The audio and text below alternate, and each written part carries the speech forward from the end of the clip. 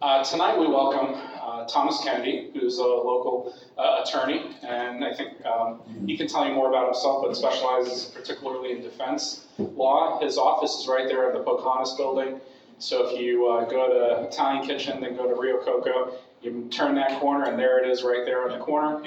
Now, are you moving your office? Weren't you moving? Yeah, a block south to, I'm going to be in Gary Rooney's office. Gary Rooney's office, okay, so look for Rooney Kennedy. But Thomas Kennedy grew up in this church and has been here a long time, and knew his mother very well, such a sweet lady.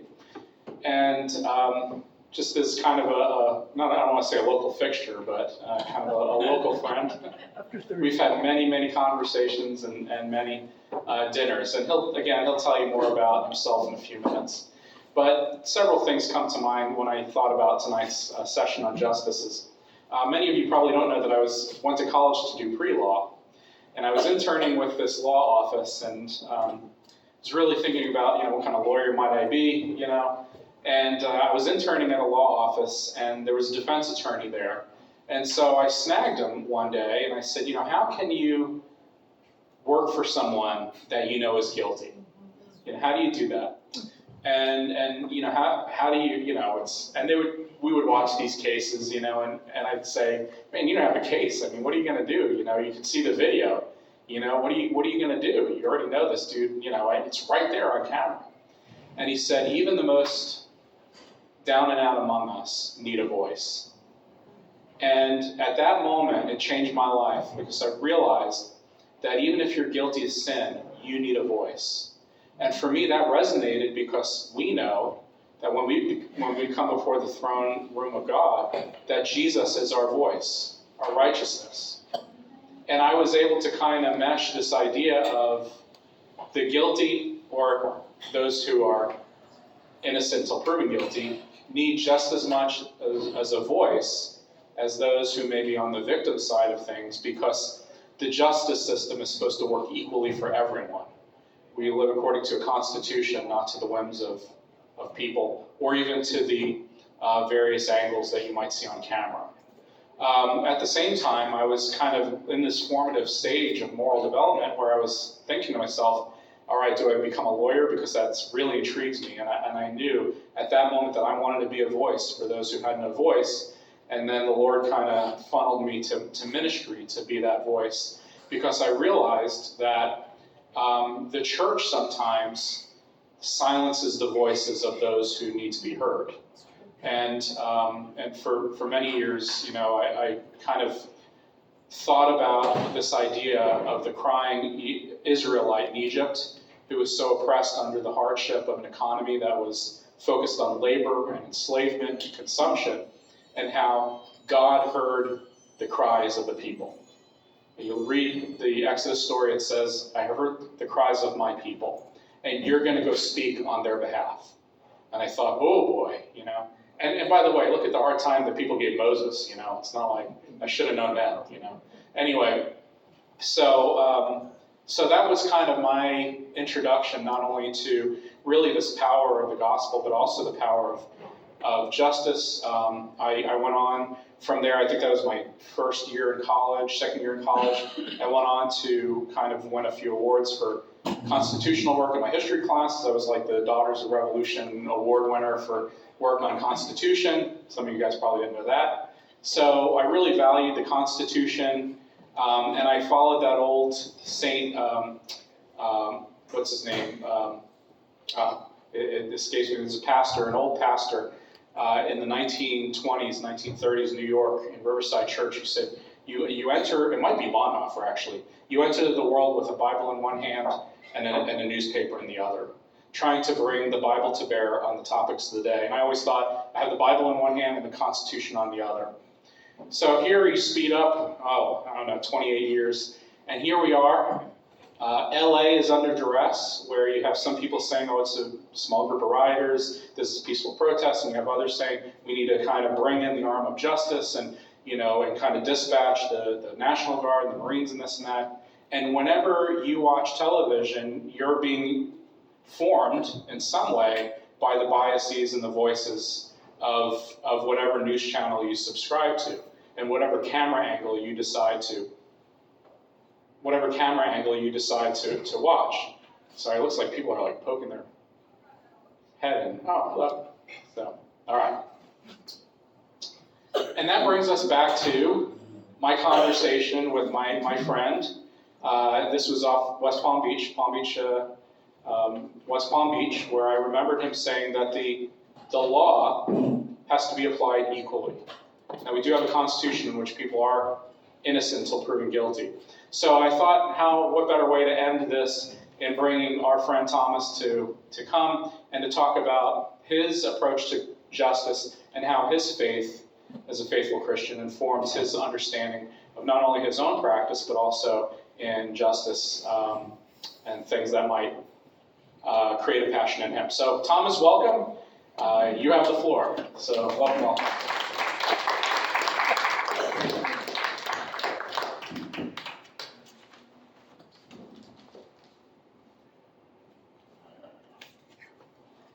Good afternoon, everybody. It's nice to see everybody. Most of you probably know me as Iva Kennedy's son, if you've been around a while. I always tell people, church is where I got my drug problem.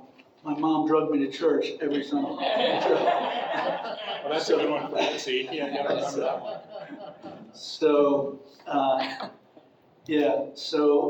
That's I credit Iva with really the ultimate sense of justice that instills you when Jesus Christ comes to reside. But I wanted to start off with telling you a little bit of my history and how this passion sort of, and I guess after 30 years. I don't really call it passion anymore. It's more like what I do, But it still does have a great deal of purpose. When you do this, you feel like, even when you don't succeed, that you've accomplished something because a lot of lawyers say justice isn't the result, it's the process. It's what you do going through the process of reaching a result. And if you made that process better along the way, then that's a huge accomplishment. So anyway, let me go back to where I started. In 1980, so I do criminal defense and immigration, okay? And as many may know, both of those things have become very relevant, in these days. And they've also kind of, to some extent, grown together. But in 1980, when some may recall the Cuban boat lift, they called them Marielitos. I was drafted from my University of Maryland and by my department head to go work with FEMA and INS, and I spent the entire 1980 summer working 7 days a week, 12 hours a day, processing Cuban refugees into the United States to, many had, family distant or not so distant in the United States already from the Bautista days, but I would, process them, get them cleared through INS, the FBI, medical, and, once all the boxes were checked, put them on a bus to their family, or their sponsor, whoever that might be. So I spent an entire summer doing that, and that gave me, a sense of,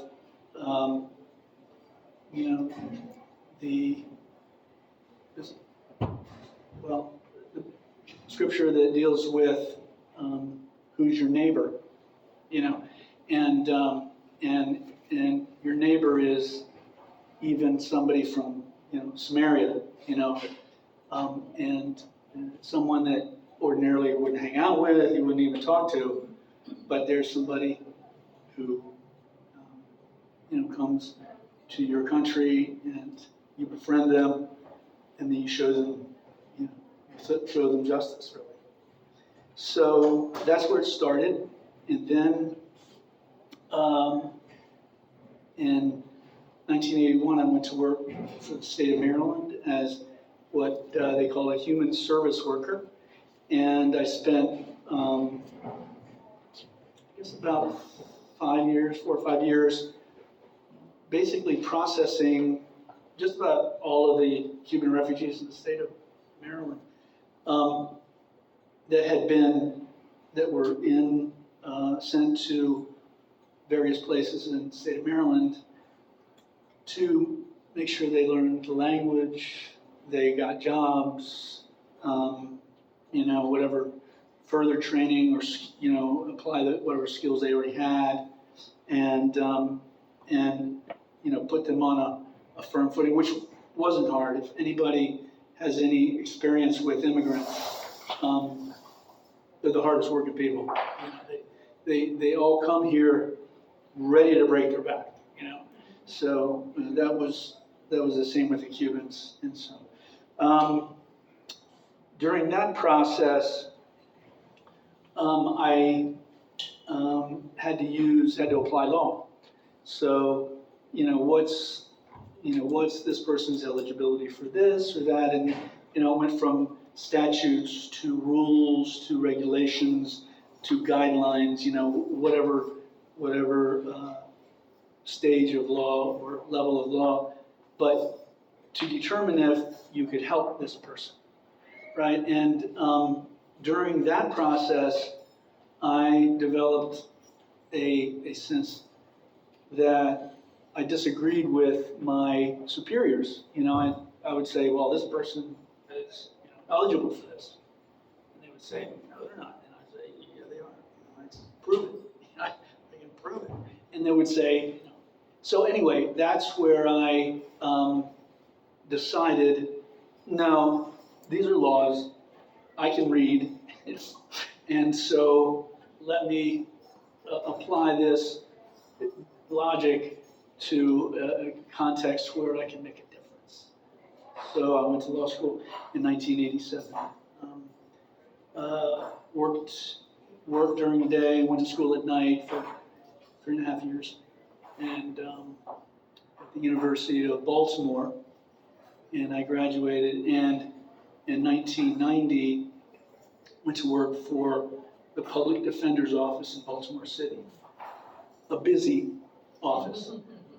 And I don't know if everybody knows, but the Public Defender's Office is the office that represents the accused, right? The prosecutor's office is known variously as the district attorney or the state's attorney or the prosecuting attorney or something like that. But they're the ones that, bring the charges, and the public defender defends the person that's accused. So that's where I started practicing law in Baltimore City, and then I sort of quickly rose up to different court levels, and then I became a statewide lawyer that did sort of a cross between appeals and a thing called post-conviction, which is if there were mistakes made, and I guess everybody knows generally what an appeal is. That's if the judge makes a mistake. Post-conviction is where someone else, not on the record, makes a mistake, and that wouldn't be evident from the record. Judge is required to rule on the record, but if, let's say, an attorney doesn't, he's drunk and he doesn't do his job right or whatever, and misses a witness or doesn't subpoena somebody or whatever, then that would be a post-conviction. So that's what I did on the way to being a felony trial lawyer in Rockville, Maryland. And I did that for 3 years. So anyway, during, I guess it was the 2000s,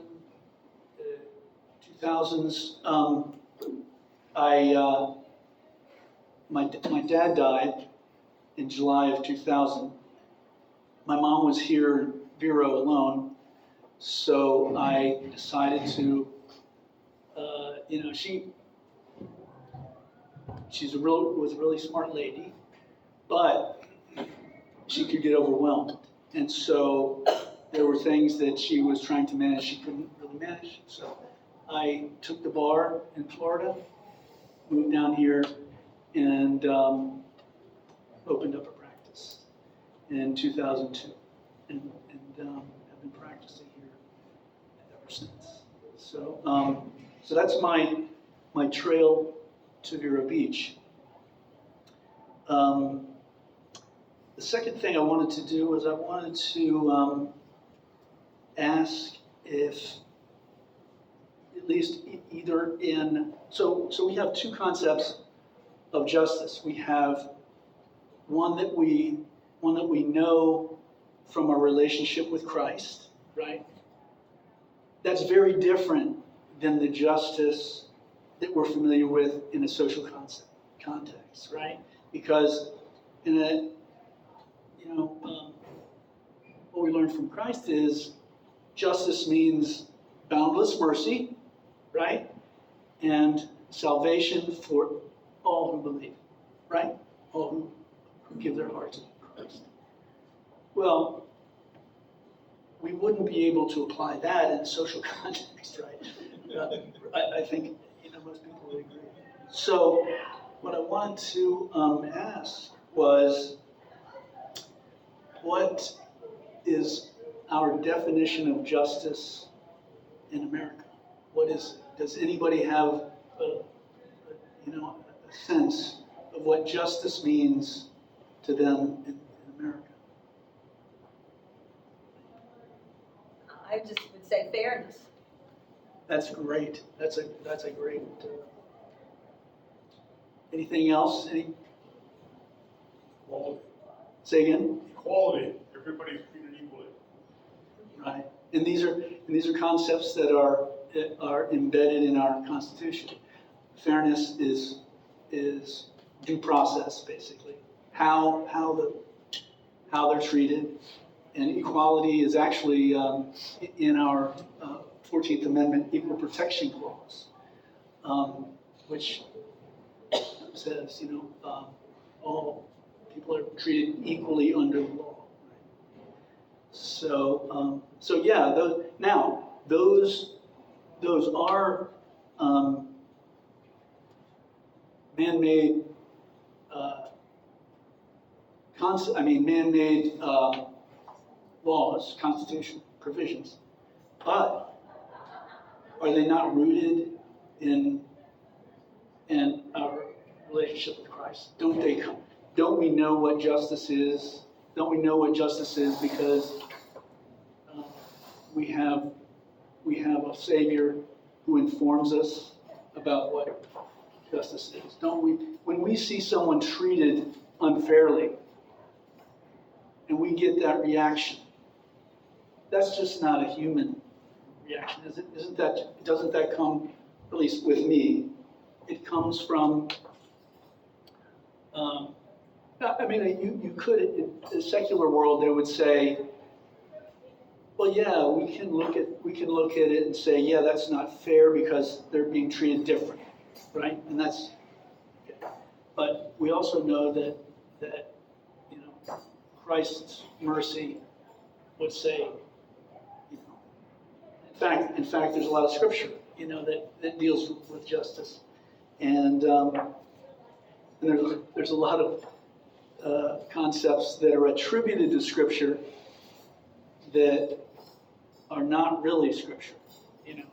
For example, the favorite one is do unto others as you would have them do unto you, right? And that's not scripture, right? But that concept is embedded in the message of Christ. Christ, everything he did and all of his teachings, and, Sermon on the Mount, what have you. Justice was in everything he did. So the first thing was the difference between justice as Christians and justice under the law. Justice under the law is what's written down. Justice as Christians comes from your heart, and it's if we're following Christ's example, it's boundless mercy and salvation for those who give their heart to Christ. The other question I had was due process, and that's Pastor Joe mentioned this concept too, and that's very relevant these days because there's a lot of discussion on both sides about due process. On one side, we're looking at suspending due process. It's not really a thing. But the other thing is if someone, comes to the country and doesn't have legal status, what is the due process that they're due? Now, under the law, we have, that's all written down. We all know what that is, and whether it's followed or not, there is a process for, giving them their say. Due process is two parts: procedural, which involves notice of what they've done wrong and a hearing to defend that, right? And there's substantive due process, which is a deprivation of a right, some right that they have under the law, by depriving them of the procedural aspect.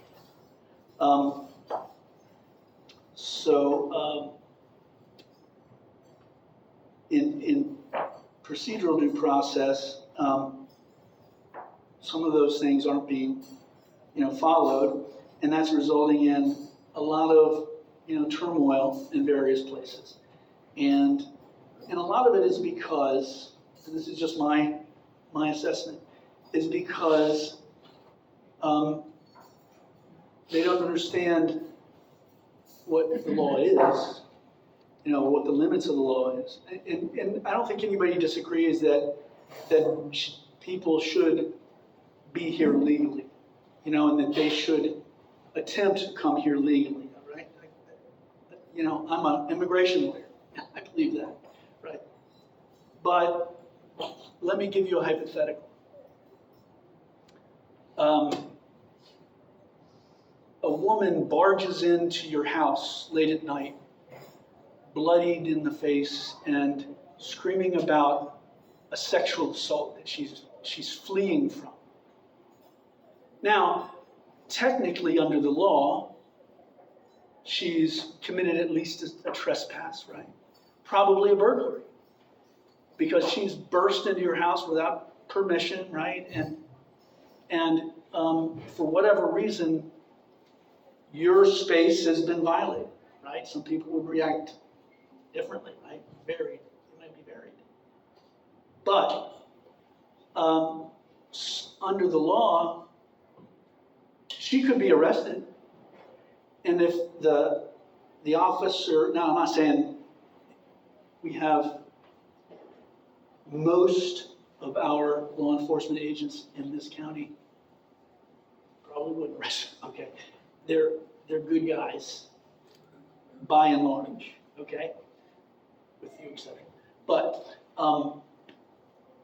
if she were arrested, and she said, yeah, but this was happening to me, I was fleeing this, this sexual assault, this, horrible person, you'd say, well, that's a defense. So you can tell that to the judge. Technically, he'd be right. He would be correct. You have to tell it to the judge.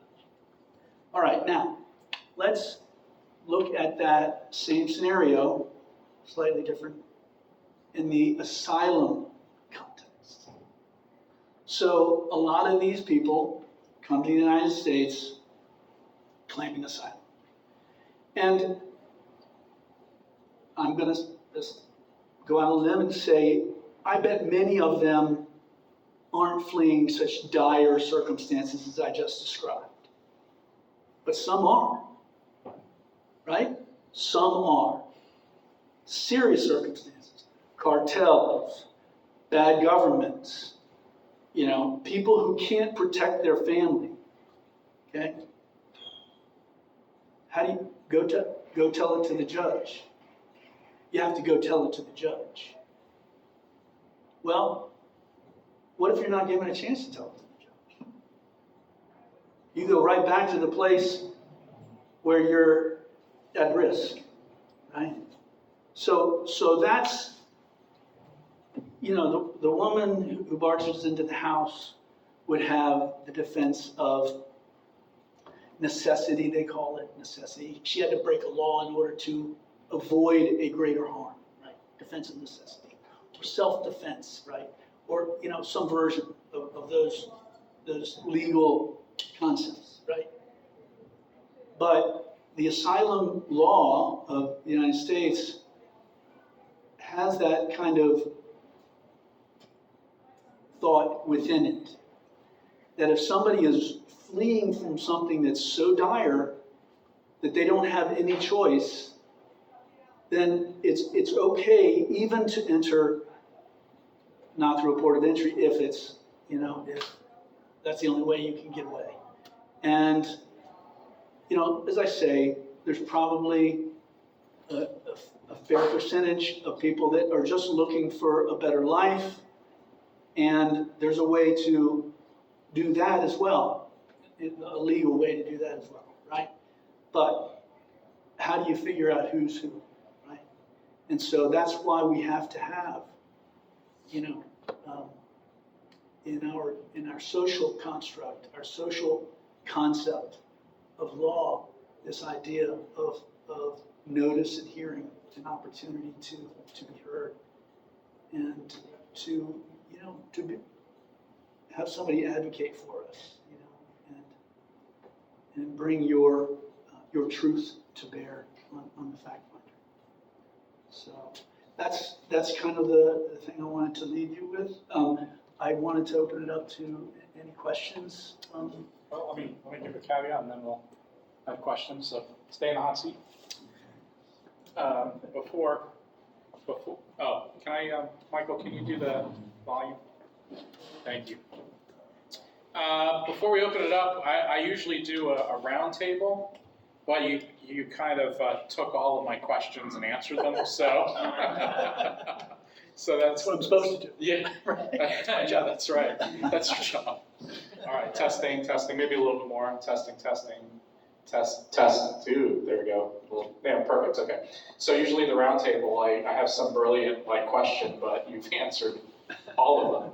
And then also added some food for thought. One of the things I wanted to mention, I always forget to mention things about people that we've had.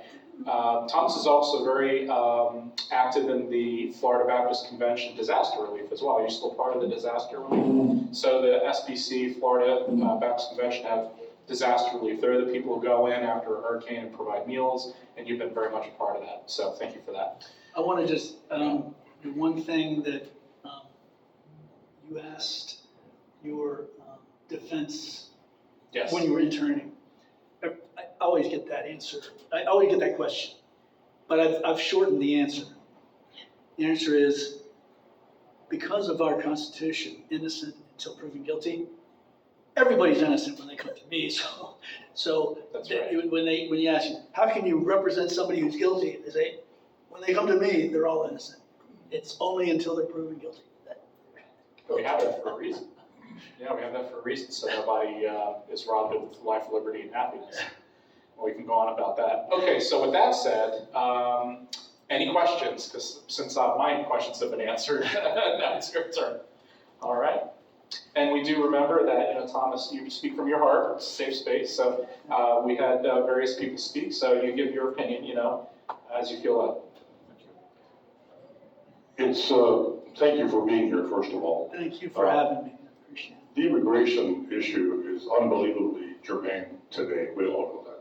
Not just because of what's going on out in LA right now, but it just scares the you-know-what out of me when I think about what can happen this coming Saturday, okay?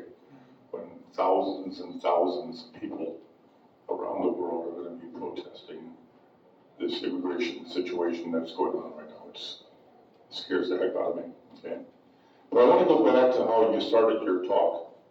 You started by comparing justice as Christ would have us understand it, as compared to how the law necessarily works out, okay? An immigration issue that I'm particularly close to is this temporary protective status situation. I've been told that there's in excess of 1 million people in this country that are here under TPS, okay? I don't know what that exact number is, but they come from... I think it's more, I'm sorry? I think it's a larger number, but Oh, yeah, okay. And they come from, what, 18 different countries? Okay, it's amazing. Well, each of those 1 million or more people are going to be declared illegal at some date, okay? I'm sympathetic to all of those, but one country in particular that I'm very close to, because of the work I've done there, is Haiti. There's in excess of 520,000 Haitians in this country today that are under TPS. a lot of them in Florida too. Yeah, almost 300,000 in Florida alone. Right. 290, I think it is. And on August 3rd, on some magic date, all of those people, 520,000, are going to be no longer be here legally, they're going to be here illegally. And they'll be subject to deportation. Okay, we know that. So I really would like to get your opinion on this, okay?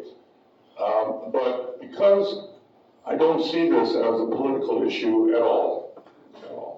Doesn't matter whether our president is a Democrat or a Republican, it doesn't matter, okay? It's not political. It's a humanity, it's a humane issue. It's a moral issue, okay? How can you take 520,000 people and just arbitrarily say, you all go back to your country now, even though their country can't absorb them? Yes. And they will literally, I'm not exaggerating one little bit, their lives are in jeopardy if they go back, okay? So how can you do that to people morally, okay, legally? And the punchline to my little question is that because this is a moral issue, and so we go back to how Christ sees justice, as opposed to how our president sees justice or our government. What role do you think churches should play in resolving this issue or in reversing it? Okay?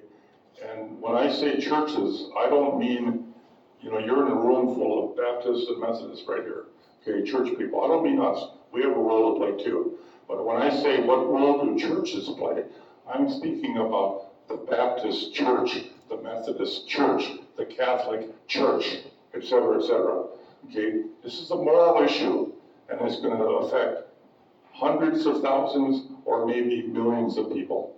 And it's not political, it's moral. Can you respond?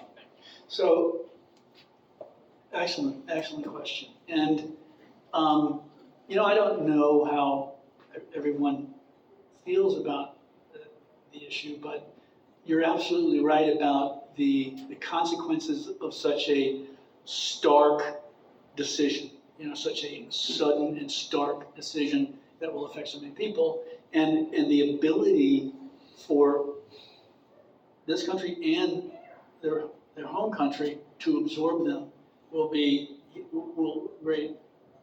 cause great suffering and hardship. And in Haiti, is, you probably know, sounds like you've done some work there. They're not ready at all to receive that kind of population.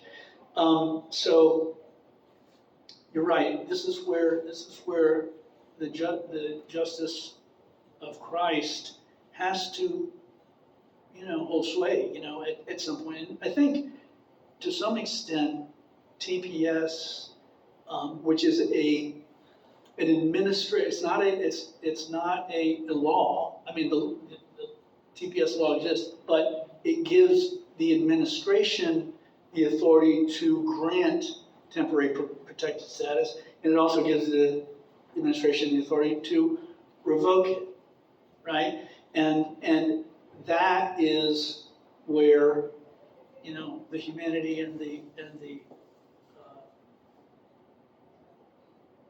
concern for those people that will be affected has to, have some sway, As a practical matter,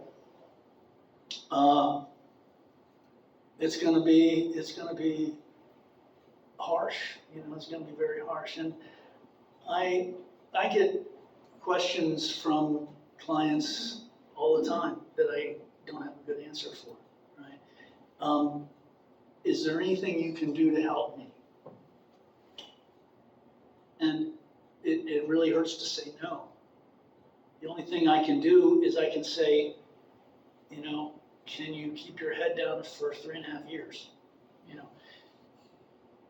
So, and then maybe some balance will be restored. I don't know. But in terms of helping those people. Now, you mentioned the churches. Every one of the churches you mentioned has what's known as a volunteer agency registered with INS, with the government, with FEMA.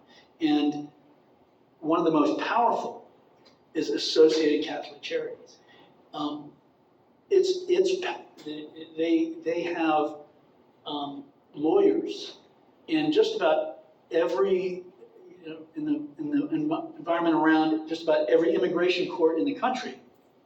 They staff to defend people because there's no public defender agency to defend people who are being removed.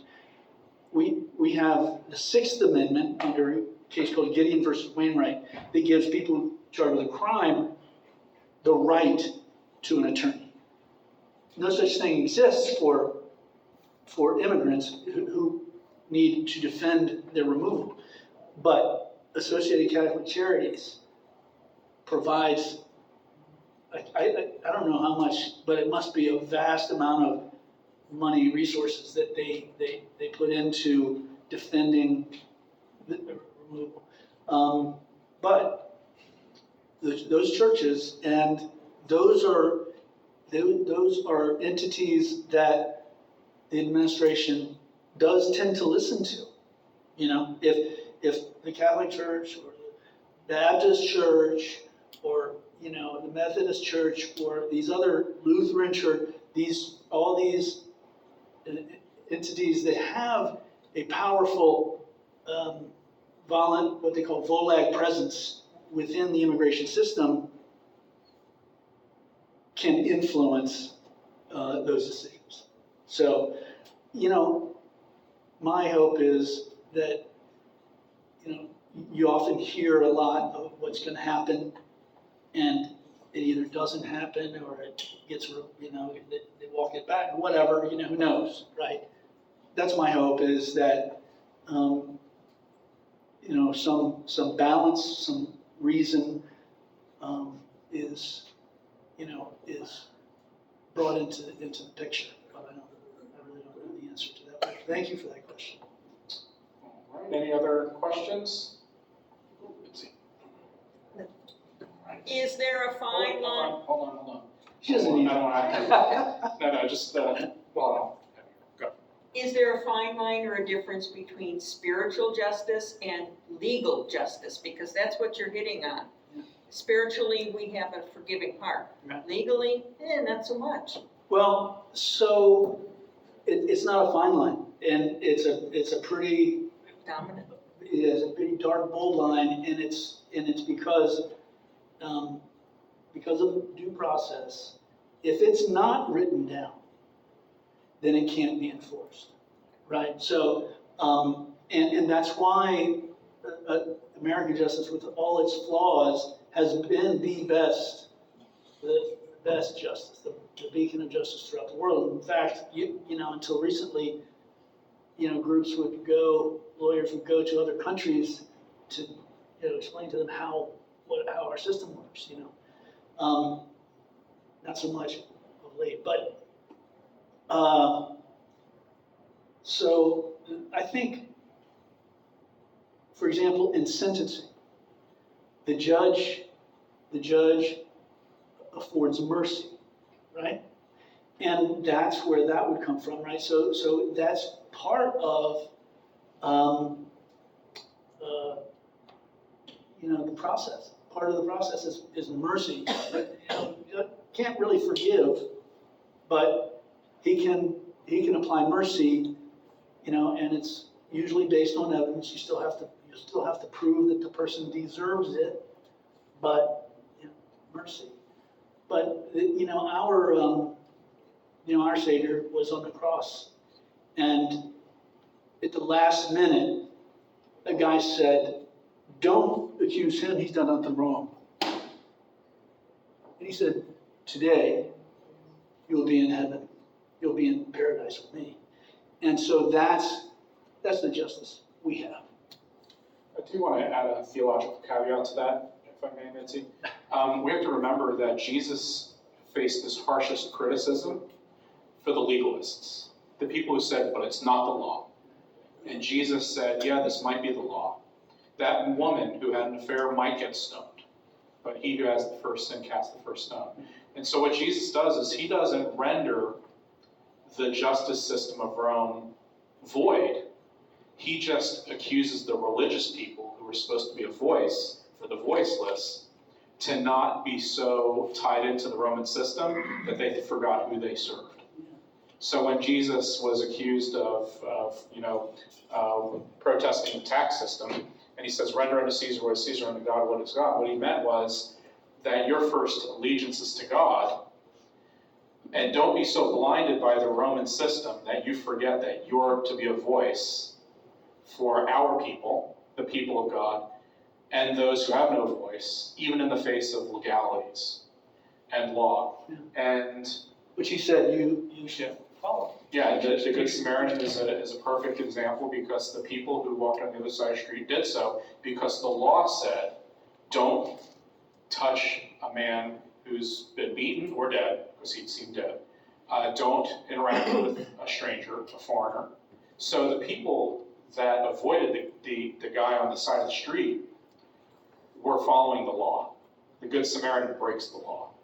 And it's a foreigner who does it. So we need to remember that Jesus faced his harshest criticisms for the law and order party, and it was the law and order party that put him on the cross. That doesn't mean we don't have law and order, but it does mean that if our voice is solely for the powerful to remain in power by exploiting or dehumanizing people, then we need to hear those harsh criticisms in our heart, because it's in our heart where Jesus says, remember to love justice, to walk humbly, and to have mercy.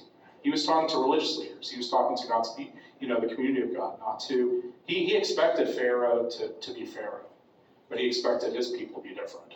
So I do want to kind of balance the caveat theologically that Jesus upheld the law. He said, pay your taxes. He said, follow through with things. He even healed people and said, you go back to the priest because that's the right thing to do. But he touched the leper before he sent them to the priest to do the right thing. So he didn't break the law, although he was accused of it. But he fulfilled it. Yeah, He fulfilled it. So I did want to make that caveat. If you have anything to add, Michael. Thank you. And we do err on the side of the legal system. You know, if you were to, you know, survey our church, everyone would say we need to follow the law. But it's not a matter of following the law. I think all of us agree with that. Again, you have a pastor who's done a lot of work on the Constitution. That's not it. This person can literally disappear. We don't know where this uncle is. There's a difference between following the law and holding people accountable to the law, and making people disappear. That's scary. And again, we're not political in the pulpit, we're not political, but we do need there is a reckoning when we follow Jesus. And all of us can have different opinions. This is the point of the Faith and Culture series, is to bring in people with different opinions. And the goal is not to have the same opinion, but the goal is really to have you think critically about how do you bring your faith to bear, whether it's artificial intelligence or politics, like Lunsford, or law. So that's the point. Our point is not to create a quagmire. It's to get you to think more critically and to step out of the bubble of the media and hear people who do this for a living, you know, in which we value the laws and value different things like the AI stuff. All right, we do have time for a couple more questions. I think it's really valuable to have Tom here, so thank you, Thomas, for being here. Questions? Anyone? Questions? All right. Oh boy, here goes. I'm not setting this up like putting you on the spot. No, nothing crazy, but I want to thank all of you First Baptist folks for having us, and I hope it's the beginning of a lot of times we get to cross paths and share together. I want to thank Pastor Joe. Thank you for setting up this Courageous series. A big part of the reason I came is because I'm very eager for the folks in my congregation for us to do exactly what you just described, having meaningful conversation around stuff that matters. Not so that everybody thinks the same, although I do tend to think the Spirit leads us towards unity and a unified kind of place where God wants us to be. But we never get to that place if we don't talk about hard stuff. And I thought it was super courageous of you to do this series, and so it's been wonderful. Thank you, and thank you, Tom, for your sharing tonight. Very grateful for it.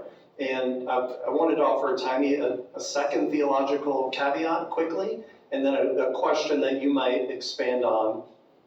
The theological caveat you brought up about, we're talking about following the law, the woman caught in adultery, Jesus talking about you with sin cast the first stone. And I'm fascinated by that story, and I wanted to share my fascination with you all, so you'd be fascinated too. As we think about justice in that situation, and as I've learned about justice in the Bible, when the prophets speak about it, when it's in Exodus, when it's Jesus, that the broad scholarly understanding is that justice is to talk about systemic justice. So governmental laws, the whole bit, but particularly how it is unjust within the systems, and to notice that so that you can make it right. So in the story about the woman in adultery, how many people does it take to make adultery? 2 to tango or something like that. But there's only one brought forth to suffer the consequences. Where's the man?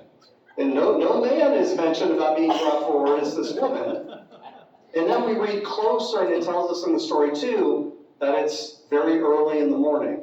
And so we get a sense that this woman and the faceless man are really bad at adultering. Because who has adultery in the open at breakfast time? And so there's a lot in the story that shapes up to show us this has all been set up by the law followers to put Jesus to the test, to say, hey, Jesus, we got a sticky wicket for you. We're supposed to follow the law, and we, wink, wink, caught this woman in adultery. And so the story, I think, is a great one to show how incidences are created to try and justify those who want to use the law, quote unquote, to crush people. And it'll be just a chapter later when Jesus turns around and says, you whitewash tombs, you're big on the law, you tithe your salt and pepper, but you don't really care about the law when it applies to you. And we see that a bit in our society. The question I have for you, sir, is I grew up, my grandmother immigrated from Ireland, 8 children. She's the youngest of 8. They all came over through Ellis Island. She was planted, born and raised in Brooklyn, New York.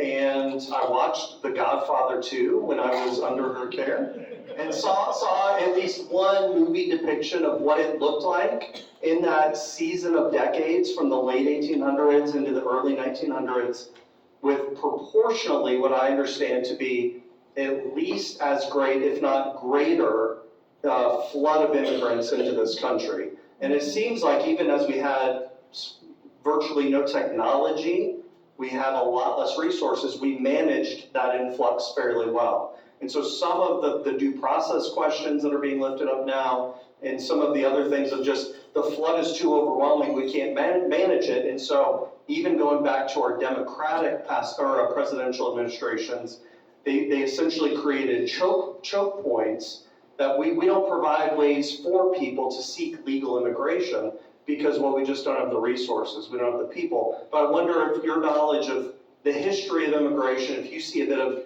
history repeating itself and history being ignored to a degree about how we're treating immigration now versus 100 years ago with primarily European immigrants. Sorry, that was a lot of soapbox, but thank you for letting me share. I think it's not the same experience. So, yeah, that was a completely different era and a completely different population. And there was, anti-immigrant sentiment among, the population where they were absorbed, in New York and what have you. And that includes other immigrant populations as they came in. There's always a percentage of the population that feels, competed with, or Disenfranchised. yes, well, the people that they're competing for their jobs, or they're going to take something from them, xenophobe, whatever. But I think the difference here is geographic. Here, you have a border that's so vast, and it's so difficult to to patrol that you just can't, in the middle of the night, you just can't be everywhere. And so people who may not have been seeking legitimate asylum were looking at an opportunity to have a better life. Now, I'm sure that there was a percentage of them in those other populations as well. Certainly, the Cubans during 1980, people, I had writers, lawyers, people who came just because they wanted to come to the United States. But at that time, they were given asylum by law. Under law, the Cubans have a law that, Cuban refugee status. And by being Cuban, they're given that status. That wasn't the case with, that was the case, I guess, with Jews, right? And some other populations that came through Ellis Island, but not, along the southern border. The southern border, it was largely Latin Americans, unless they are able to actually prove with, photographs and news articles and, notarized statements from the country that they came from, documenting the persecution, they're not going to make it. And the percentage of people that are granted asylum is around 1%. Many countries, it's less than 1%. Some of the countries that are more dangerous, it's a little higher, but not much. Very few are over 2%. So it's a very low percentage that actually are able to establish asylum. But it was a different time, and I do think what you mentioned about our hearts as Americans, in our mercy toward those populations has been hardened. It has been hardened, and some of it is, I guess, legitimate based on the numbers, the volume of people coming, but also, there's a lot of media propaganda about, like, for years you would hear about, crimes that immigrants commit, and the facts are, justice, records show they commit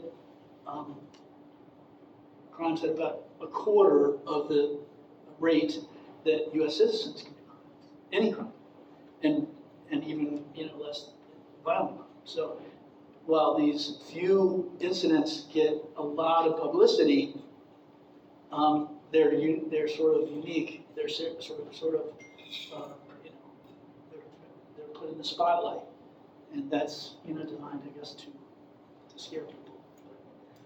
So I guess the answer is yes. Yeah. I have one thing to say.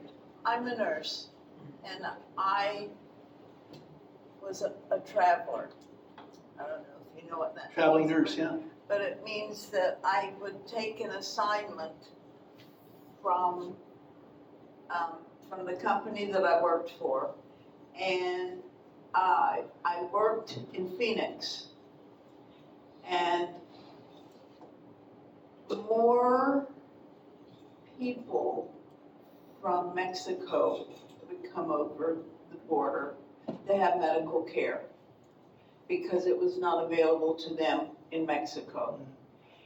And we had, obviously, and as a nurse, I had to do my duty, but I was wondering why who pays for those people Talking about that the come medical care. over and have dialysis because it's not available to them, to come over and have their children because they might not have a hospital close by.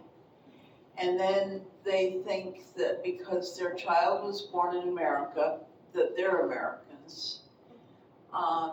And people who had all kinds of surgeries. Yeah. So the answer, and you probably know some of this, but immigrants, people who are not at least permanent residents in the United States, don't qualify for Medicaid, right? So they don't get coverage. Now there is a sort of a competing law which basically says that anybody that comes to an emergency room must be treated, right? And that's simply if somebody comes to an emergency room, regardless of who they are, what they have, what they can afford, their life is saved, right?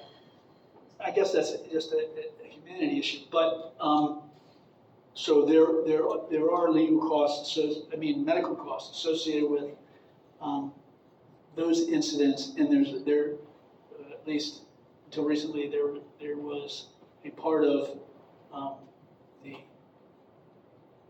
budget that was designed to cover hospitals that provide emergency services, grants and what from the U.S. government.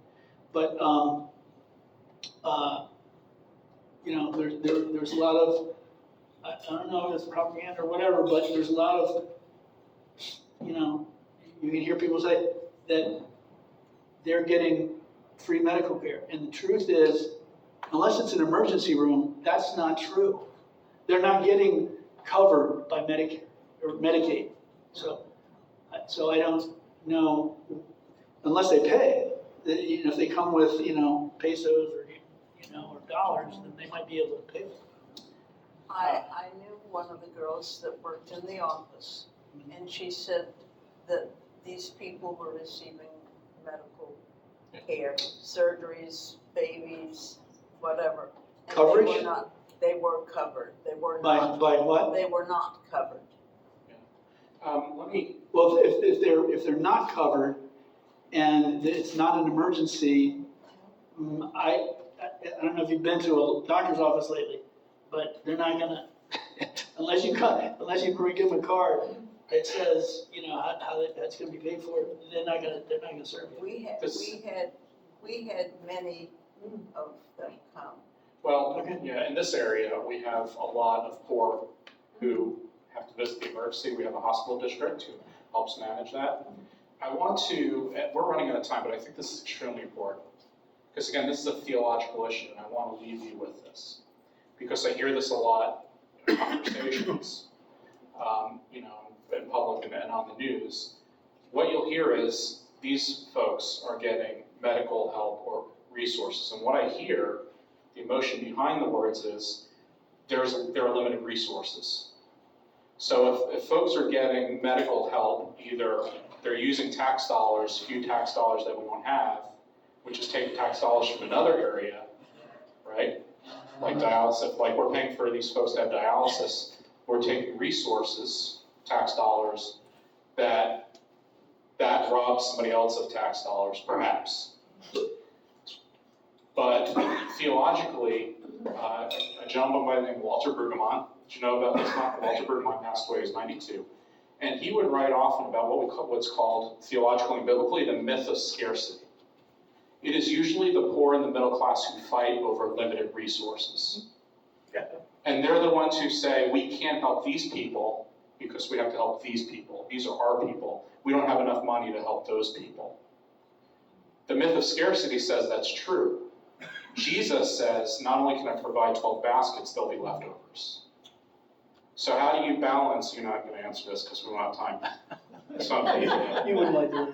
yeah, how do we balance God's generosity as Christians with limited resources? However, in some factions of our system, the limited resources is manufactured. We have more than enough money to care for every American within this country with all the money we have. It's just distributed differently. Okay, so what we have to say is, okay, how do we answer this as Christians? How do we answer this as taxpayers? How do we answer this as public citizens who have an obligation to those who are here legally, right? Those are really complicated questions that none of us can answer here, because we'd be here until next week. Yep. But we do need to remember that the Bible constantly pushes against what's called the myth of scarcity. You can help the poor and veterans. You can help refugees from Afghanistan or Iraq, and you can help the poor people, that we see on Wednesday Friends. You can do both because there's enough money for it. But if you buy into the myth of scarcity, then we start to divide and fight each other over what we see as limited resources. We're the richest nation in the country, and and so what do? You write tax policy to tax the 1% who hold 70% of the world's wealth? I don't know, So I'm not going to answer that. I like my job because I want to answer that because it gets in the tax policy. So this unfolds this large thing, but biblically, I don't know if Michael has an answer, maybe Pastor Pestle has an answer. How do you combat that myth of scarcity? Because remember, in Exodus, the Jews weren't fighting the Egyptians. The Jews were fighting one another. And they were in a perpetual cycle of endless work. And they wanted to kill Moses for Moses defending one of their own. That's how bad it was. So we have to be united as Americans, but we need to be realistic about what we fight about as we live in God's generosity rather than out of the myth of scarcity. I don't have an answer for you. And I'm not going to give you an answer Sunday or the next Sunday because I'm preaching on Amos. Michael, pray for me. I'm preaching on Amos. Let justice and mercy flow like. I know, but how do you unpack that with these big questions? So I'm coming at it as an American, but I'm also coming at it from the biblical point of view, and I don't have answers for that. I know you don't, and we don't have time to answer it. But any feedback or any pushback against that? I've felt Yeah. that, now, I was in agreement, yes, you're sick, you need care, and did it. But there were others who refused to take care of. Yeah. Yeah, and you have an obligation, don't you? So anyway. So we need Lance Lunsford. What we need to do is we need to get you back and Lance Lunsford back, and we need to get Ben Trauman back. You know, Ben Trauman's a public policy wonk. Lance Lunsford is a taxpayer association, which is dead set on keeping taxes at a minimal level. We have a sheriff who's going to put a budget before the city council, the county council, raising primarily salaries. His budget's going to go from $68,000 to, or $68 million to $97 million. Okay, that's an 18% increase that Sheriff Flowers is asking for. I bet you, if I guarantee, if I interviewed each of you, you would say, yes, we need to play a pair of police officers because we're one of the lowest counties in the Treasure Coast. But that means that our taxes are being raised. What does that tell us? That tells us that there are resources, that we are willing to raise taxes or millage rates for at least our first responders. Well, if that's the case, then how do you balance that out? So I need to get you in the room, and I need to get Lance Lunsford in the room, and I need to figure out if we can have y'all and Trauman, Dr. Trauman, and figure it out so that we can all pick on you later and ask questions. Thank you for your time. Thank you.